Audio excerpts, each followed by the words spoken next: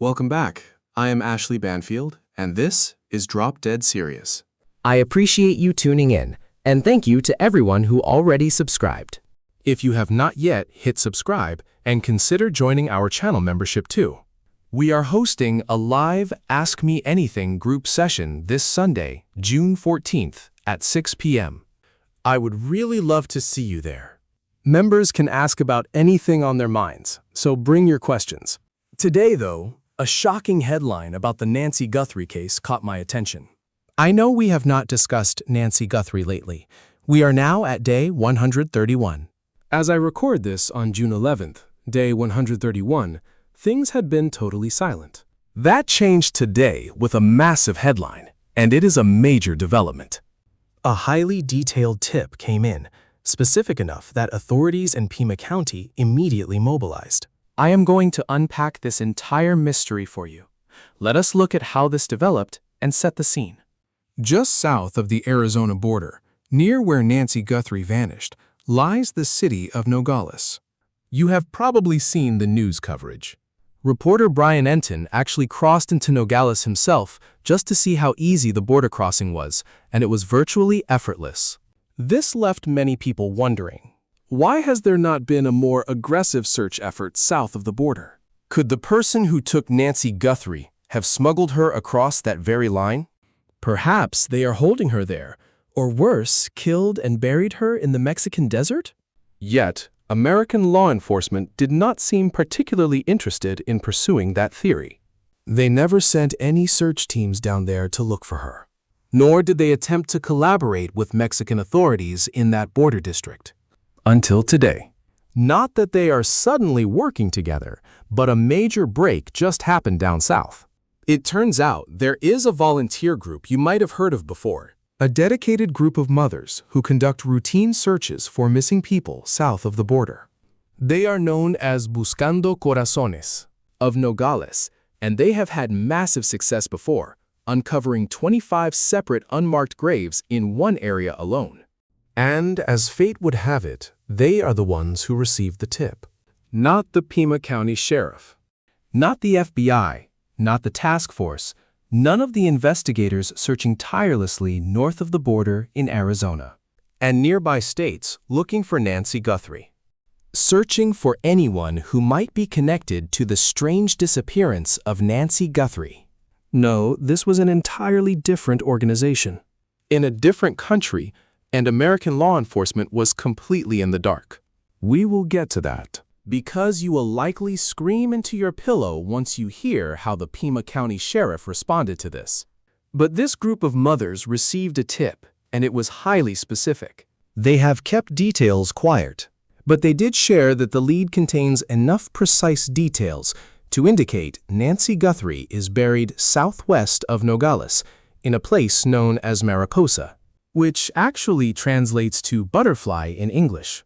The search team quickly mobilized, and they did not go out alone. They received significant assistance, including direct support from the local government.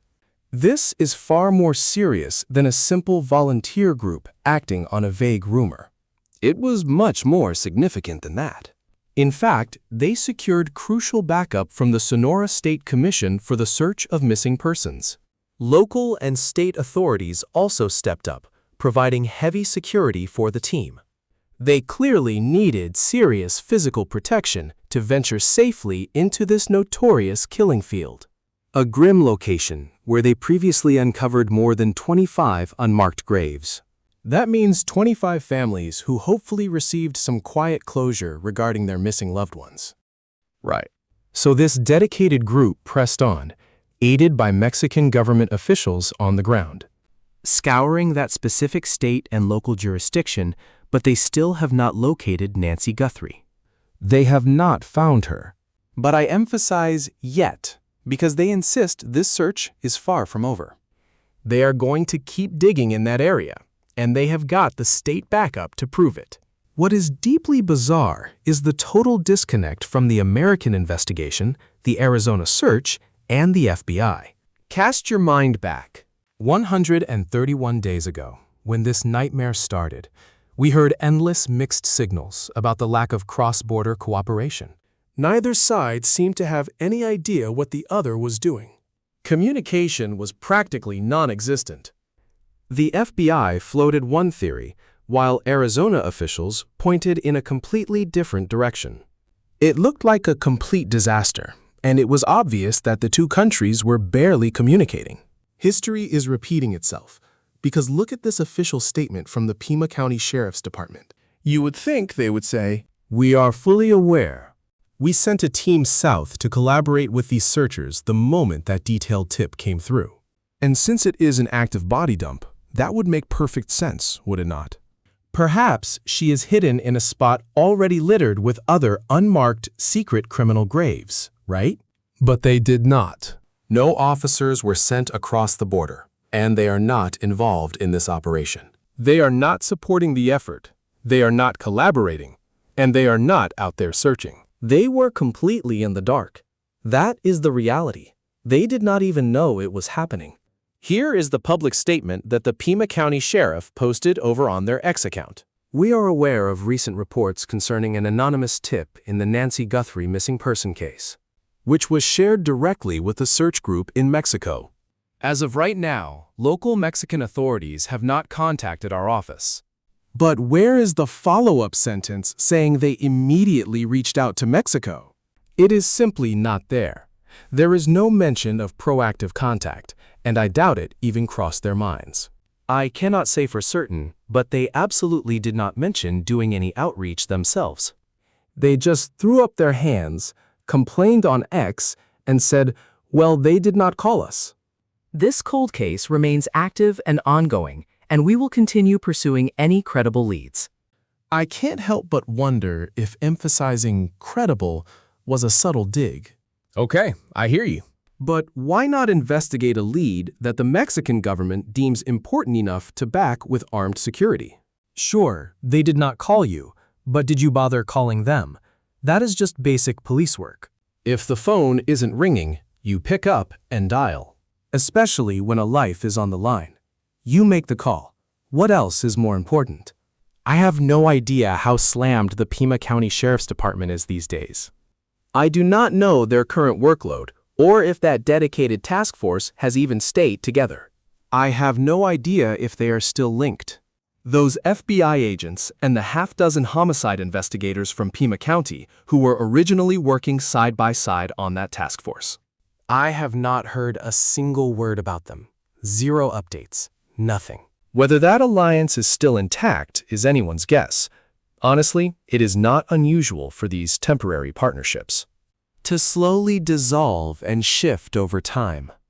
To be clear, I am recording this on Thursday night, June 11th. Exactly 131 days have passed since Nancy Guthrie vanished. So I have no clue about the current status of that combined muscle within the Pima County Sheriff's Department and the FBI. Those Arizona field agents were working diligently alongside the Pima County homicide detectives. But I honestly do not know. I am just incredibly unsettled to hear that things have stalled like this. In any case, I still hold on to a little bit of hope, specifically because this organization has promised they will keep searching. That is incredibly good news, and they have secured the help of Mexican authorities. I just hope this sudden wave of media coverage and attention forces Pima County to send some investigators too. Perhaps they will deploy cadaver dogs to assist. I cannot say for sure, but it seems like a smart move. But I do know an expert who can shed some light, especially since I had so many questions about the time elapsed since the search for Nancy began. People are constantly asking me, whatever happened to that missing person case? Did they ever look here? That is exactly where we are right now. Most people do not even realize she is still out there, missing. Let me be clear. This is an active investigation, not a cold case. Just to remind everyone, cases only go cold when every single lead has been exhausted, when there is nothing left to follow, and the file gets shelved. This is not one of those cases, though it has been quiet. Many who were completely gripped by this story have no idea how it ended, or if it even did. It definitely did not end. And now we find ourselves in Nogales. Naturally, I had deep questions about how the element of time impacts a case like this. Does it help? Or does it destroy the investigation? The answer might surprise you. I also wondered how shifting criminal alliances form and then decay from the inside out, leading partners to betray one another, and whether that fracturing could actually offer a glimmer of hope for Nancy's case. So I called Dr. Tracy Sargent. First of all, Tracy is far smarter than me. Just look at her impressive credentials. She is an expert in victimology, focusing on missing persons, behavioral analysis, criminal profiling, and she is a highly respected forensic criminologist. She is a crime scene analyst, a dedicated law enforcement officer, certified canine handler, and public safety trainer. She also lent her expertise to the Natalie Holloway investigation, which we all remember vividly. I had a chance to speak with her about this breaking development in Nogales and what reaching 131 days in an active investigation actually means. Here is our conversation. Tracy, it is wonderful to have you back with us. Thank you so much for joining me today. You were the first person I thought of when this report broke. 131 days since Mrs. Guthrie vanished, and suddenly this completely unexpected tip comes in. I know how everyday people struggle to process that. It brings utter bewilderment. But how does an experienced professional like you analyze it? Well, Ashley, just like when this case first opened. And honestly, all through this long investigation, we have heard about endless tips and leads. With any major investigation, especially a high-profile mystery like Miss Guthrie's, there are hundreds, if not thousands of leads pouring in. It is a massive hurdle for detectives because we must vet every single one. It only takes one right clue to crack the whole thing wide open. So every single detail must be taken seriously and thoroughly vetted. We really hope this is the breakthrough that finally brings answers to the Guthrie family and to the public. So it does not surprise me another lead surfaced or that they are chasing it down. And again, fingers crossed.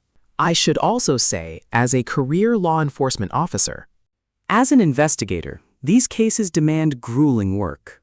Endless hours and absolute dogged determination to find answers. But honestly, it also takes a bit of luck. So I am hoping someone finally speaks up and shares what they know with the authorities, bringing in that crucial piece of evidence to help move this case forward. We know the volunteer group that got the tip Is Buscando Corazones Nogales, and they are well known to the local community in Nogales. This is a coalition of mothers. They have hunted for missing people many times before. They have uncovered several unmarked graves, which is deeply unsettling. But the fact that locals in Nogales reached out to this specific group in an area where people barely knew anything about the case, what does that suggest to you about the potential truth behind this tip? Well, the first question on any detective's mind is, why this specific location? What links this remote area to the victim or even the suspect?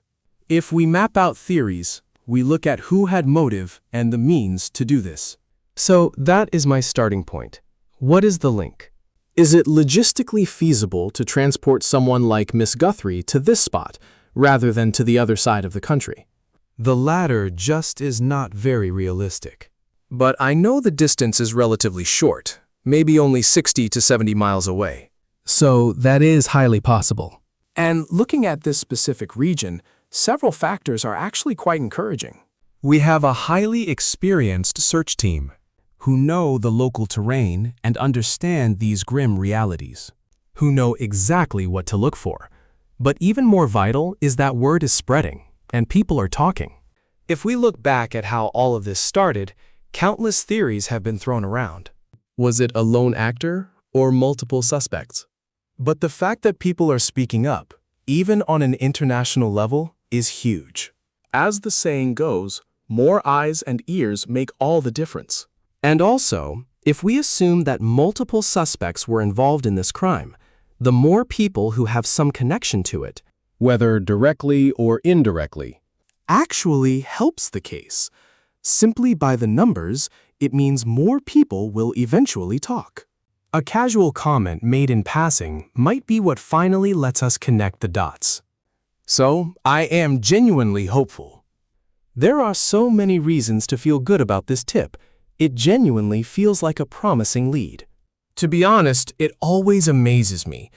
Tracy, when new leads surface on cold cases that have slept for 30 or 40 years, sometimes people finally start talking once they believe the immediate danger to themselves has faded away. I am not sure we are there at 131 days.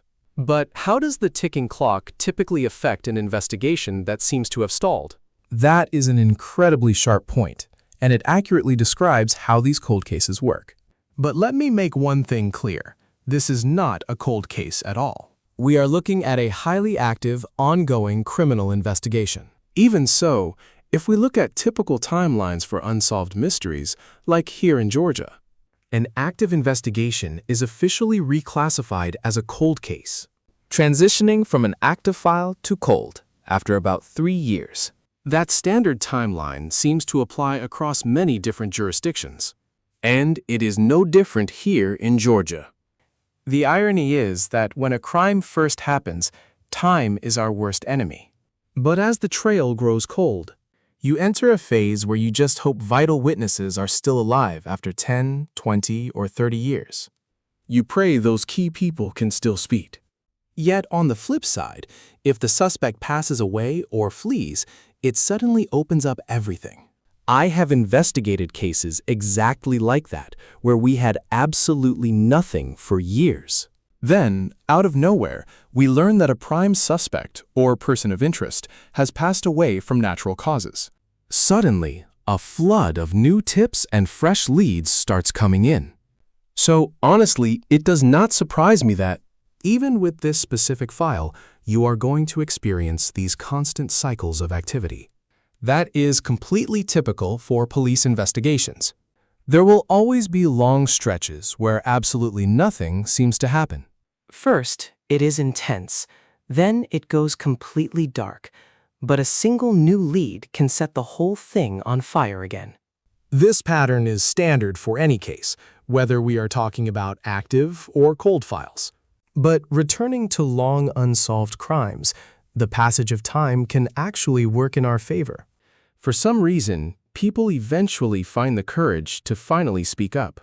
Maybe they are facing their final days, the perpetrator is safely locked away, or a guilty conscience simply catches up with them.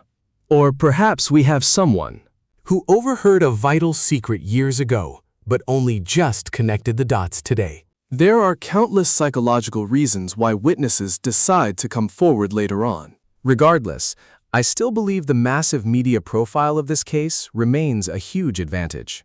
It keeps bringing in endless leads, even if many turn out to be dead ends. But I will say this without hesitation, especially with these forgotten investigations, one of the absolute best tools for cracking a cold case is public media attention. The further you can push this mystery into the spotlight, revealing key names and sharing crucial evidence, the more likely someone is to call our tip line. In the end, that is often what cracks an unsolved mystery.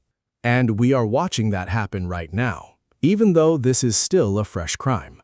I mean, detectives have already sorted through tens of thousands of tips. For better or worse, almost no modern true crime saga has received more national coverage than the Nancy Guthrie case. I know the local neighbors detested it. I know it was agonizing for the family. Yet, having millions of eyes watching and flooding the hotline with potential leads is pure gold for this investigation. The real nightmare begins when a case goes cold and the leads dry up. Every single lead is exhausted. There is simply nothing left, and the file gets shelved. As a victimologist, can you switch gears and look at this from the suspect's perspective? I constantly dissect the psychology of this truly monstrous, vile predator caught on security footage breaching the absolute sanctuary of Nancy Guthrie's family home. I think about the sheer terror this monster inflicts on his inner circle, and how deep that paralyzing dread runs. Can 131 days slowly erode? That terror, Will it empower someone who suspected something but was too paralyzed with fear to finally step up and speak? Does 131 days offer that much breathing room?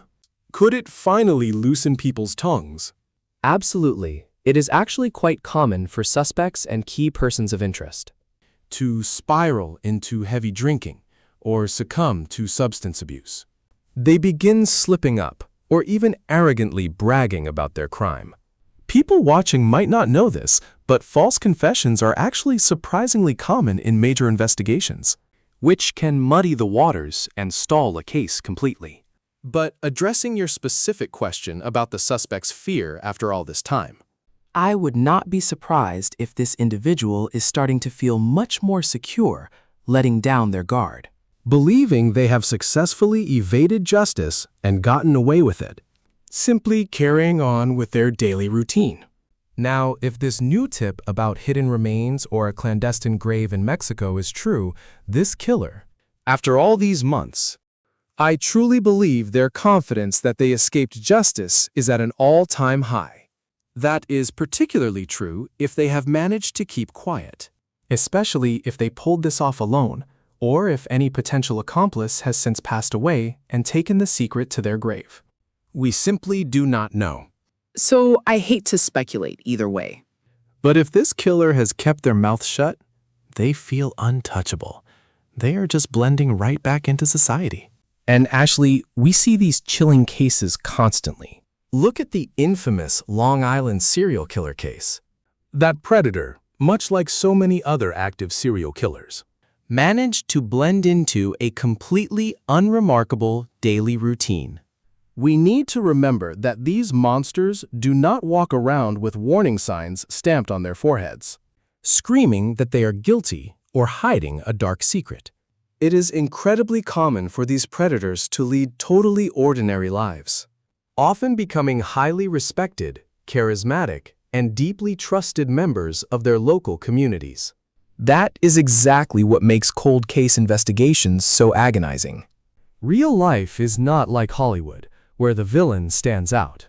So, if we analyze this suspect's current psychological state after all this time, I believe, especially now that she is across the border, his confidence has likely skyrocketed compared to those frantic early days, and he truly believes he has escaped justice.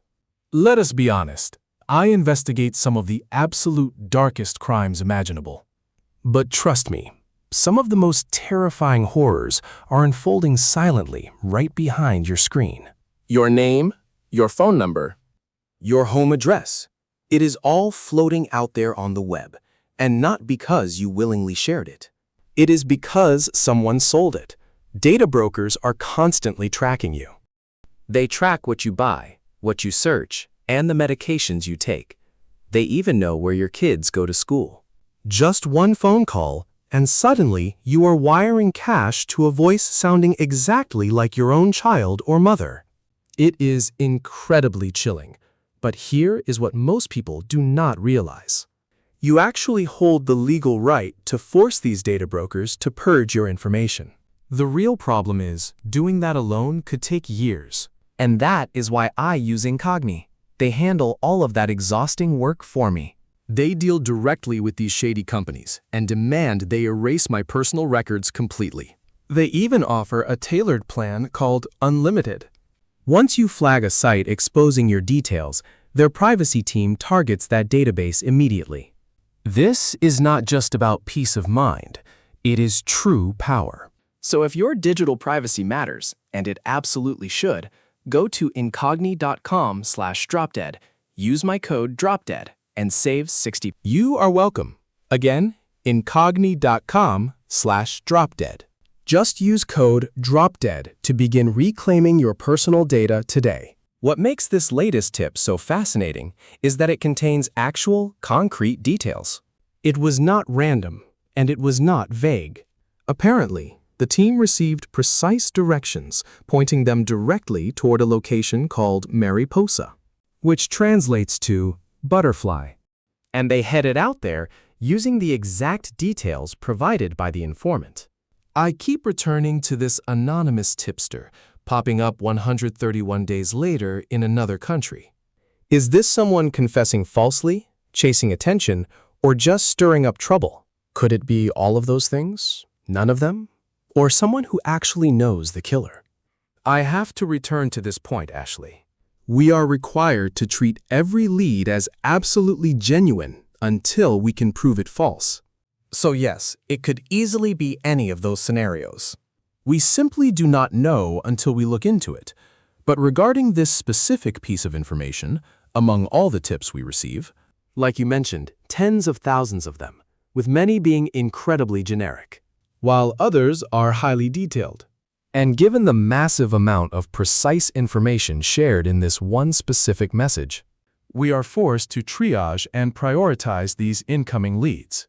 When there is that much detail, something so highly specific goes straight to the very top of our pile, and we say, all right, this lead is far more credible and realistic than a call from someone who dials in 5 minutes later offering nothing but a vague, general description. And I highlight this for a very specific reason, Ashley. In any cold case investigation, even with the search for Miss Guthrie and the massive efforts poured into finding her or getting some answers, our resources are not unlimited. We have to prioritize based on the tight constraints of our budget. To solve every open case on the books, not just this one. But it is only logical that if we receive an incredibly detailed, highly plausible piece of evidence or lead, we focus our limited manpower there instead of on 10 other vague, dead-end tips. In the beginning, I struggled to see why the Pima County Sheriff's Department seemed so intent on deflecting from the grim possibility that Mrs. Guthrie was abducted across the border at Nogales. They flat out refused to even consider it as a real option. But then we started digging, researching what it is actually like to cross that international border. And the reality is shocking. You walk right across without ever showing any identification. You can drive right across, and we have examined incredible X-ray images showing hidden human cargo, illicit drugs, and even biological threats. But that scanning is only for inbound traffic. Those high-tech X-rays simply do not exist for vehicles heading outbound. So, why do you think the Pima County Sheriff's Department failed to take this seriously in the early stages? And why was there so little collaboration with agencies across the border, such as the Sonora State Commission? It really felt like there was no real coordination happening at all. Well, look, Ashley, the obvious reality is that when a case crosses jurisdictional lines, even right here in the United States, it is going to be incredibly difficult. Now multiply that, because you are dealing with two separate nations, each with completely different legal perspectives, distinct investigative approaches, and unique cultural attitudes. Every single one of those factors complicates the process. But if we look closely at this 84-year-old victim, a woman living entirely alone, we must examine the motive. What reason would anyone have to transport her 70 miles away? That is a drive of 90 minutes to 2 hours just to hide the victim, which brings us right back to the motive. But let's look at the baseline facts of standard home invasions targeting vulnerable senior citizens. And without downplaying the horror, it remains incredibly rare for an intruder to abduct the victim. Taking them that far is almost unheard of. I am certainly not trying to defend the sheriff's actions here. I cannot speak on their behalf. I know investigators have put immense effort into this file. But analyzing the sheer logistics, why would a criminal transport someone over such a distance? So we must return to ground zero, her primary residence. And when you start expanding outward, you are immediately faced with a massive geographic grid. When you are talking about a 70-mile radius, that is an astronomical amount of ground to cover. So I suspect the sheriff, following standard protocol, chose to start their investigation at ground zero. That is where every active investigation begins, slowly working outward from the crime scene. When you map out all of the potential theories, a lead 70 miles away might technically be on their radar, but it is buried deep under more immediate, pressing local leads. Exactly. With depleted resources and scarce manpower, they cannot pursue that distant theory. It is completely off the table. They have to prioritize. Right.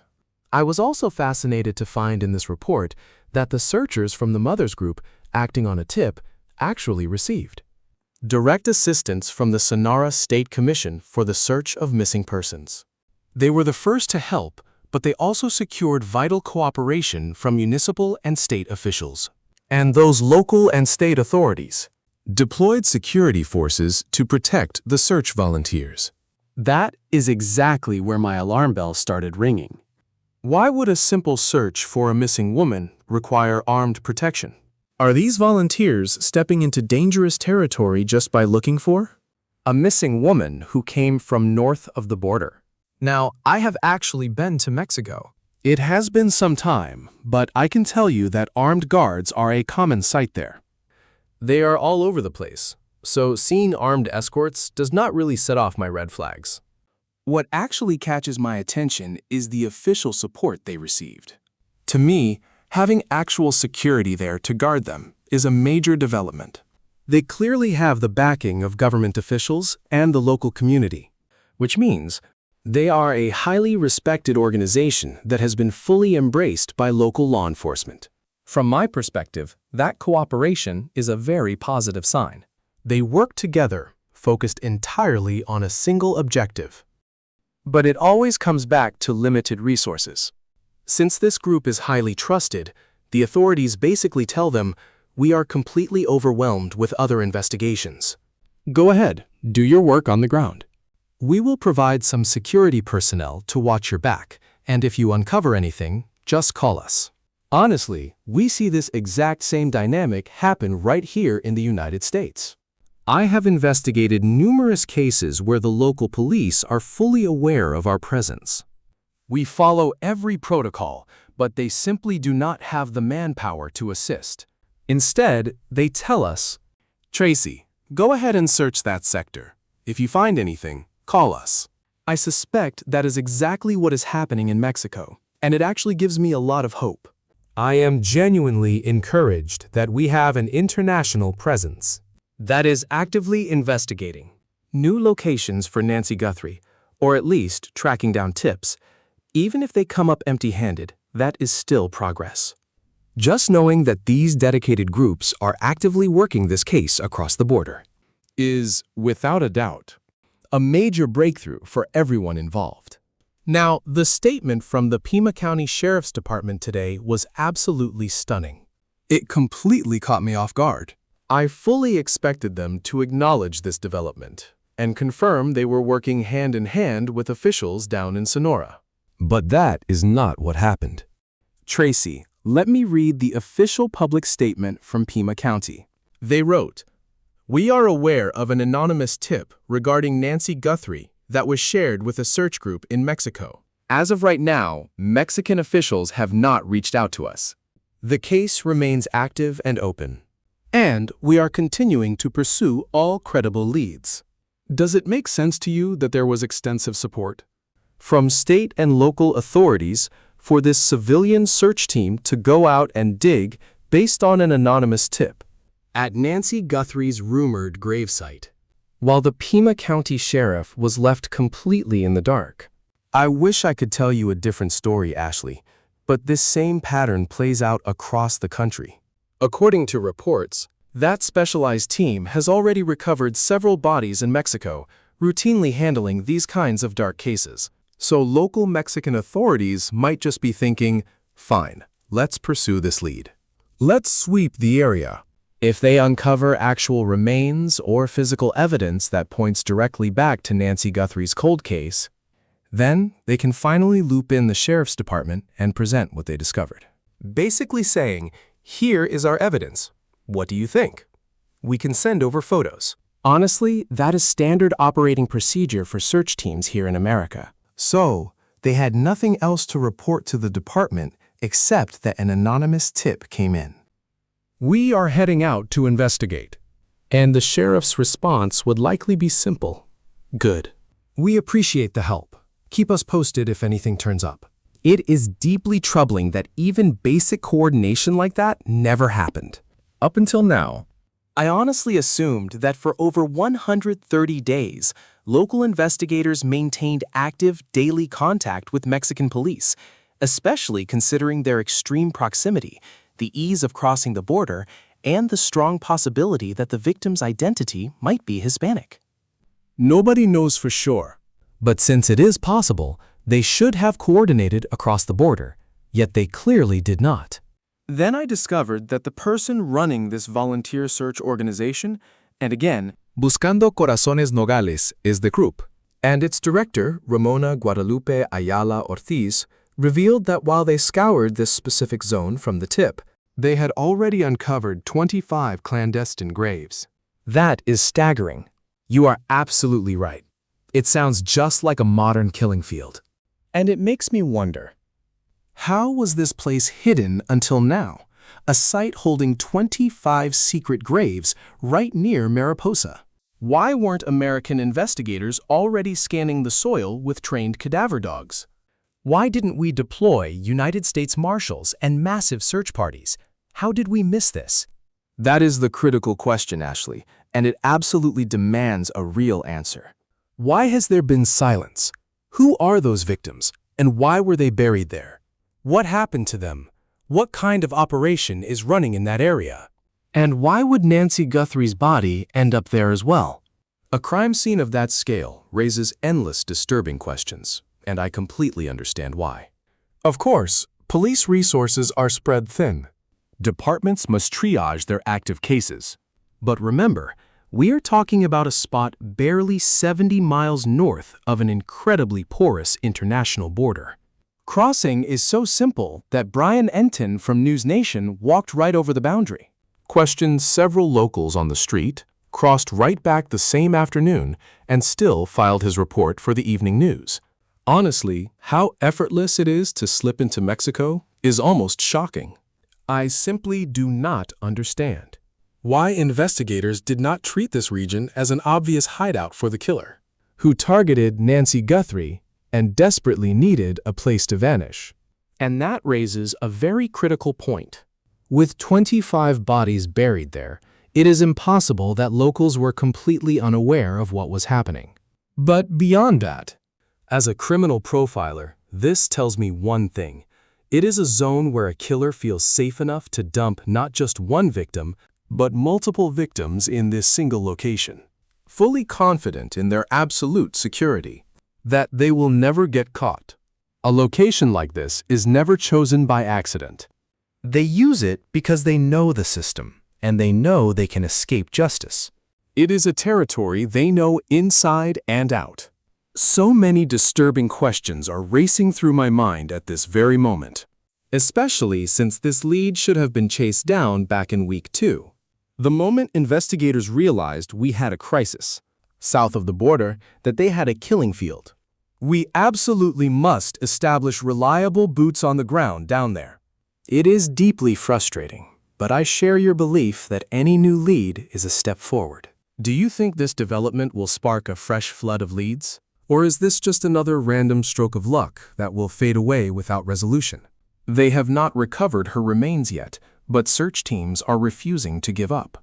Do you believe this will encourage more people to come forward? I do, simply because this case has captured such massive public attention. It is a household name across the United States. And we know this chilling mystery has echoed all across the globe. Perhaps not every corner has heard of it, but the ongoing active search is what matters.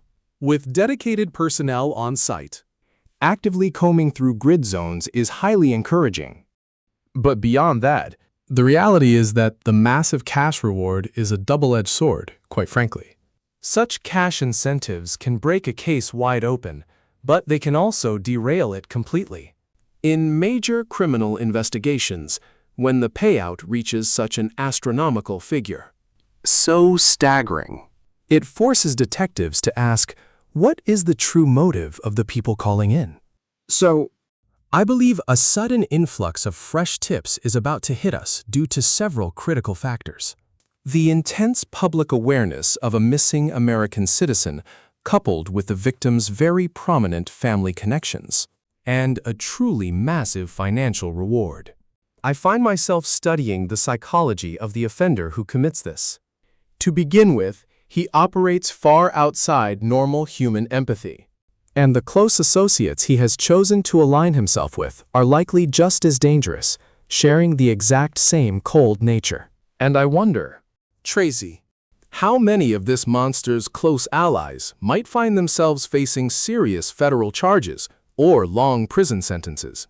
On completely unrelated charges, only to trade this hidden information as leverage for a lighter sentence.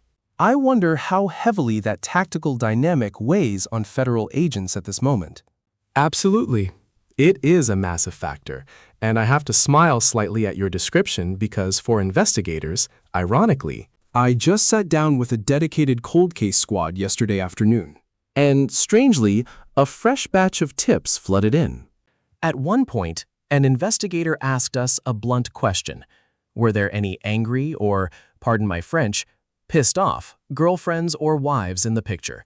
We actually had to laugh and told him, Well, we actually hope so, because scorned partners make the absolute best informants. someone who is hurt and betrayed carries a deep grudge, or, they had an agreement and the other side broke it. Those kinds of emotional triggers absolutely play a massive role in making people spill secrets they would normally protect. And we are quietly hoping this turns out to be one of those cases. I mean, hell hath no fury, right? No fury like a woman scorned, and we can only hope he crossed the wrong one. But we also have to look at other bad actors. Criminals run in the same circles, and it is usually only a matter of time before an associate needs a favor. Needs to clear his name. Needs to win back his own freedom, and decides to trade some crucial information about Nancy Guthrie, if he actually has it. And along with that, there is a well-known rule in the criminal underworld about who speaks up and who stays silent. The first suspect to talk typically gets the best plea deal. So, if they are in a high-pressure situation loaded with paranoia and bitter infighting, power struggles. Whatever the spark, that individual might decide to approach the police first. That person gets to control the narrative and completely dictate how this whole case plays out. And historically, the first person to turn state's evidence gets the best deal. That could mean entering the witness protection program, which is very likely in a heavy case like this. or it might mean full immunity from prosecution. Honestly, Ashley, I would not be surprised if this turns into a race to confess in exchange for immunity. some kind of plea deal to solve this mystery. Remember, there is another famous saying in our line of work.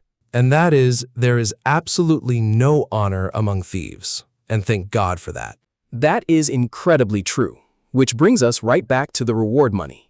The other question I want to ask you, at 131 days, and again, I am recording this on June 11th, making it 132 days on June 12th. and 133 on June 13th, the painful clock just keeps ticking for the Guthrie family. But eventually, just like you mentioned, law enforcement faces limited resources and competing priorities. other homicides occur. More victims go missing, and new active cases desperately need to be solved. How does this inevitable scale back happen? Is it decided behind closed doors? Do they keep it quiet because the reality is just devastating? It is absolutely crushing to realize these vital police assets will eventually dwindle. How and when does that happen? You are absolutely right, Ashley.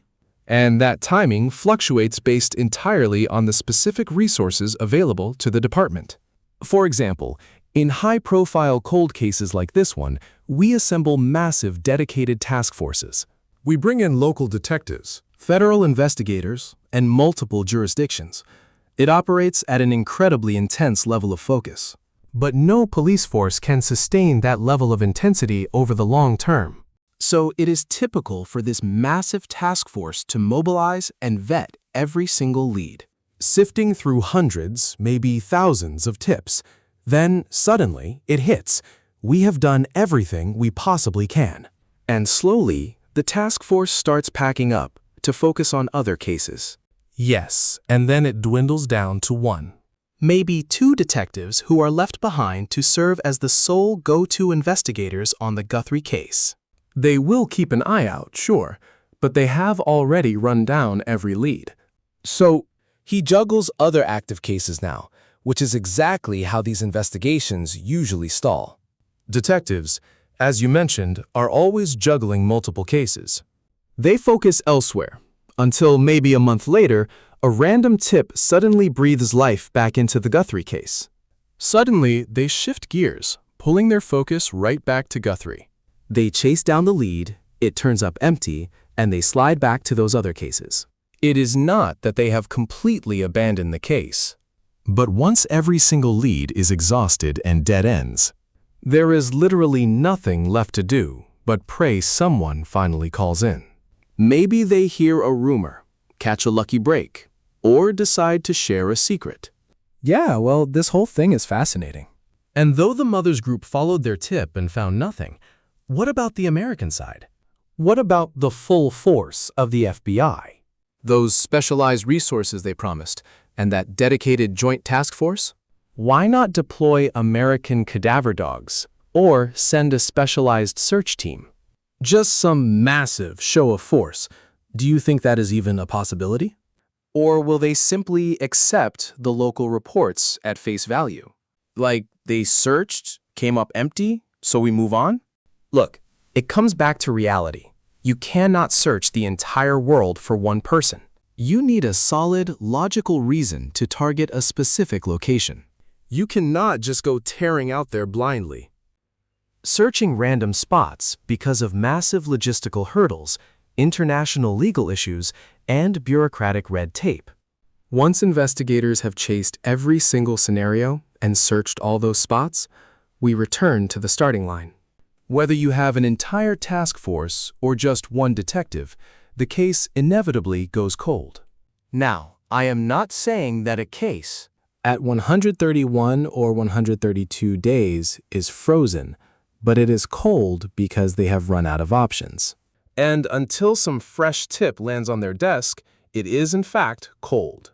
You know, When we discussed this case weeks ago, I probably shared the exact sentiment I tell most of my guests, that I still hold on to hope. I genuinely believed they would find her. catch the suspect, crack the case wide open, and yet here we are at 131 days. So, do you feel less optimistic now? Completely discouraged? Or is your hope actually growing? Where does your personal hope meter stand right now?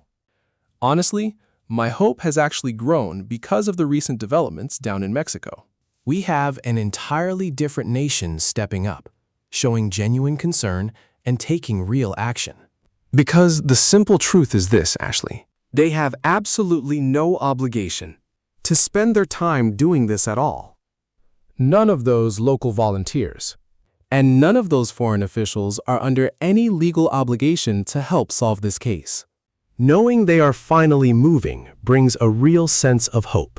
I feel far more optimistic today than I did a month ago, back when nothing was happening and the investigation was completely stalled. So yes, my confidence has definitely grown. I am really glad I reached out, Dr. Sargent. Your perspective makes a huge difference. Plus, I always walk away learning something new from our conversations. Thank you so much for your time. Anytime. It is always a pleasure, Ashley. So, fingers crossed, it really comes down to how high profile this case has become. Not just across the United States, but now extending into Mexico, where logistically, executing this search is entirely possible. It is incredibly encouraging. Even if this lead does not turn out to be her, we cannot let this investigative momentum slow down. For years, we had this massive boulder just sitting there. But now that they are finally pushing it, they are building real momentum. It is highly encouraging that they are not just stopping after searching this first location. The search teams are continuing their efforts today. They are fully invested in this now. Let us hope you are right, and this operation yields some answers. Thanks again for coming on. You bet. Thank you, Ashley. Take care. My sincere thanks to Tracy Sargent. I always gain so much insight talking with her. But listen, this active investigation is far from over. I will say it again. A cold case is only cold when every single lead has been exhausted. And that is certainly not the case with Nancy Guthrie. So definitely stay tuned, because when a major development breaks, we will analyze it with the absolute best experts available. Professionals who have handled high-profile missing persons cases before. Meantime, thank you so much for subscribing. If you have not subscribed yet, please do. Be sure to join our membership and do not miss our live Ask Me Anything this Sunday, June 14th at 6 p.m. Eastern. I am really looking forward to your questions. Your feedback is always incredibly valuable. And this week, I will definitely be bringing a glass of wine. I hope you join me with one. Thanks for tuning in. And remember, truth is not just serious. It is drop-dead serious.